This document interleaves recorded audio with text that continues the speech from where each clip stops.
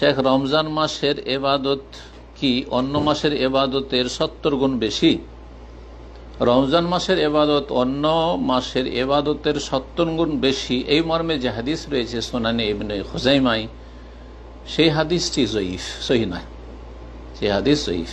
আমরা ছোটকাল থেকে যখন সহিহ জয়ীফের তামিজ কিন্তু ছিল না, আজকে থেকে 40 বছর আগে এই চর্চাগুলি, আলহামদুলিল্লাহ আল্লাহ শুকরিয়া আদায় করেন যে এখন অনেক চর্চা হচ্ছে। সাধারণ মানুষও সহিহ জয়ীফটা অনেকটাই বুঝছে, যারা মোটামুটি দিন ইসলাম শিখছে এবং আমল করার চেষ্টা করছে। কিন্তু একসময় ছিল এক শ্রেণীর আলেম সমাজও, তারা সহিহ জয়ীফ বুঝতো না। আমরা মাদ্রাসায় ছাত্র, লেখাপড়া করেছি, আহলে হাদিস মাদ্রাসায় পড়েছি, তারপরে এই হাদিস ওয়াজ মাহফিল আমরা শুনতে থেকেছি। আমাদের ওস্তাদেরা অনেকে শুনিয়েছে এই হাদিস, কারণ সহিহ জয়ীফের এই তাহকিক গবেষণা ছিল না তখন। আল্লামা আলবানী রহমতুল্লাহ আলের এই খেদমতটা জনগণের কাছে বা আমাদের দেশের উপমহাদেশ আলেমদের কাছে ওইভাবে পৌঁছেনি।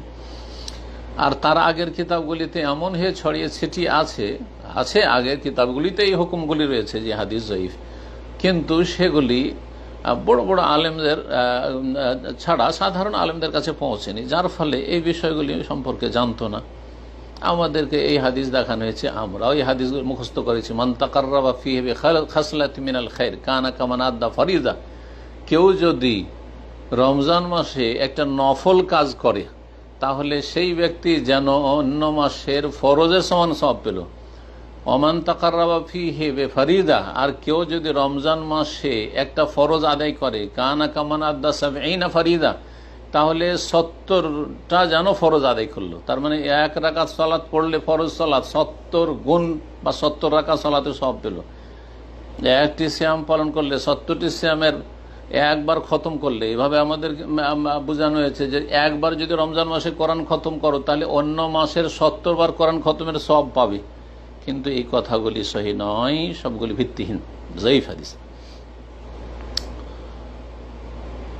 এর মানে এই নয় যে আমরা নফল ইবাদতবন্দি করব না। অনেক ফজিলত রয়েছে, অনেক হাদিস রয়েছে রমজান মাসের ফজিলতে, সিয়ামের ফজিলতে, রমজান মাসের নেক আমলের ফজিলতে।